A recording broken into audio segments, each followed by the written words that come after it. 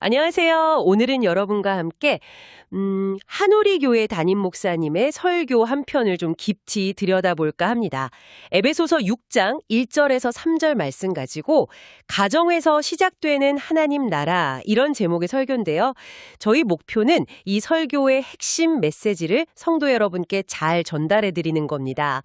설교 시작할 때 보면 요즘처럼 다들 개인주의가 강하고 또 세대 간 소통도 좀 어렵잖아요. 이런 때에 왜 부모 공경, 이 주제가 다시 중요한지 그걸 먼저 짚어주시더라고요. 네, 맞아요. 이게 그냥 아이고 부모님께 잘해드려야지 하는 그런 윤리적인 이야기, 뭐 그런 걸 넘어서는 거죠. 왜 하나님께서 지금도 여전히 내 아버지 어머니를 공경하라 이렇게 명령하시는지, 그리고 이 명령이 우리 신앙생활이랑 어떻게 딱 연결되는지, 그걸 좀 깊이 파고드는 내용이에요. 네, 바로 그 지점인데요. 설교의 핵심은 그거 같아요. 부모 공경이 단순히 착한 일하는 차원이 아니라 하나님의 그 통치, 그 질서 있잖아요. 그 하나님 나라가 바로 우리 가정에서부터 시작되게 하시려는 하나님의 깊은 뜻이 담긴 신앙 행위라는 거죠. 그렇죠. 그러니까 가정이 그냥 밥 먹고 자는 곳이 아니라 믿음 안에서 서로 대화하고 공감하고 존중하고 또 기쁨으로 예배하는 곳이 될 때 거기가 진짜 하나님 나라가 임하는 현장이다. 뭐 이런 말씀이신 거죠. 성경적인 근거들도 좀 짚어주시던데요. 네.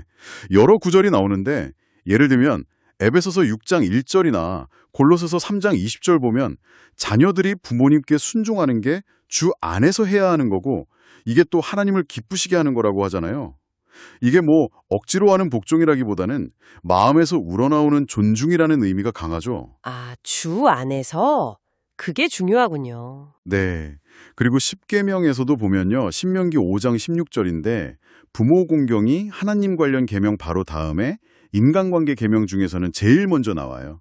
그만큼 하나님께서 세우신 권위와 질서를 중요하게 보신다는 거고, 어찌 보면 부모 공경이 하나님을 경외하는 마음의 표현일 수도 있다는 거죠. 그리고 이게 그냥 권유가 아니라 하나님의 명령이라는 점을 되게 강조하시더라고요. 맞아요. 디모데후서 3장 보면 말세의 징조 중에 하나로 부모를 거역하는 게 나오거든요.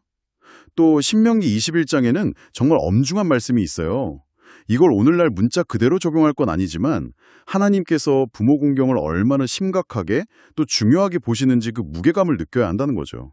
결국 부모를 거역하는 건 하나님이 세우실 권위에 도전하는 걸로까지 볼 수 있다는 그런 해석이에요.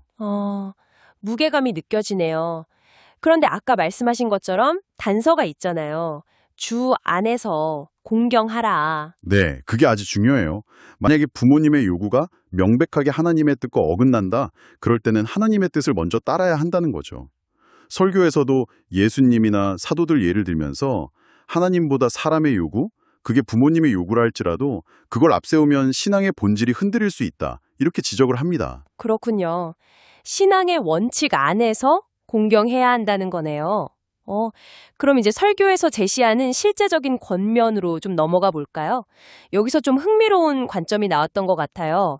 뭐랄까, 자녀의 참된 행복 자체가 부모 공경의 실천이다. 좀 의외였어요. 네, 근데 생각해보면 그럴 수 있죠. 자녀가 진짜 행복하면 부모님도 기쁘시고, 자녀가 힘들어하면 부모님 마음도 아프시잖아요. 그쵸. 여기서 그럼 참된 행복이 뭐냐, 이게 중요해지는데, 설교에서는 세상이 말하는 성공, 뭐 돈 많이 벌고 건강하고 명예 얻고 이런 것만으로는 부족하다고 딱 잘라 말해요. 솔로몬 왕도 모든 걸 다 누렸지만 결국 헛되고 헛되다 그랬잖아요. 또 톨스토이나 그 빨간머리 앤스 몽고메리 같은 작가들 말년 고백을 봐도 하나님 없는 성공이 얼마나 공허한지 보여준다는 예를 드시더라고요. 그래서 참된 행복은 환경에 따라 왔다 갔다 하는 게 아니라 영적이고 영원한 뭐다. 야고보서 말씀처럼 위로부터, 하나님께로부터 오는 선물이라고 강조하죠.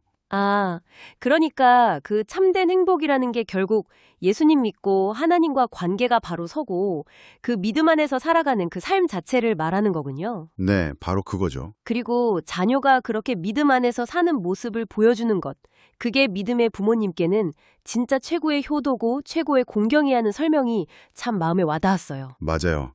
자녀가 예배 소중히 여기고 말씀 붙들고 살려고 애쓰는 모습 보면 부모님은 정말 큰 기쁨과 위로를 얻으시는 거죠. 그것 자체가 효도라는 거예요. 네네. 그러니까 결국 설교의 메시지는 하나님 나라는 저 멀리 있는 게 아니라 바로 우리 가정에서부터 부모님을 공경하는 구체적인 삶을 통해서 시작되고 넓혀져 간다는 걸로 모아지는 거죠. 그리고 에베소서 6장 2절 3절에 그 약속이 나오잖아요. 내 아버지와 어머니를 공경하라. 이것은 약속이 있는 첫 계명이니 이로써 내가 잘되고 땅에서 장수하리라. 네, 그 약속이 있죠. 이 약속이 그냥 오래 사는 것만 의미하는 건 아니겠죠. 그렇죠. 설교에서도 그 부분을 짚어줘요. 단순히 그냥 물리적으로 오래 사는 걸 넘어서서 하나님과의 깊은 관계 안에서 누리는 형통함, 그러니까 잘 되는 복, 생명의 풍성함, 이런 걸 의미한다고 해석해요. 우리가 하나님이 세우신 질서, 즉 부모님을 공경함으로써 하나님의 권위를 인정할 때 하나님께서 우리 삶과 가정을 돌보시고 진짜 의미의 형통함, 기쁨과 평화를 주시겠다, 이런 약속으로 받아들일 수 있는 거죠.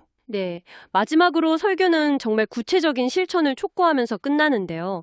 혹시 지금 부모님하고 관계가 좀 서먹하거는 그렇다면 오늘 당장 회복을 위한 작은 걸음부터 시작하라고 권면하시더라고요. 네, 거창하지 않아도 된다는 거죠. 맞아요. 전화 한 통 하는 거, 아니면 따뜻한 말 한마디 건네는 거, 잠깐이라도 같이 시간 보내는 거, 아니면 부모님 위해서 기도할 제목 있는지 여쭤보는 거, 이런 작지만 진심 어린 행동들이 하나님께 기쁨이 되고 또 가정 분위기도 바꿀 수 있다는 거죠. 그렇죠.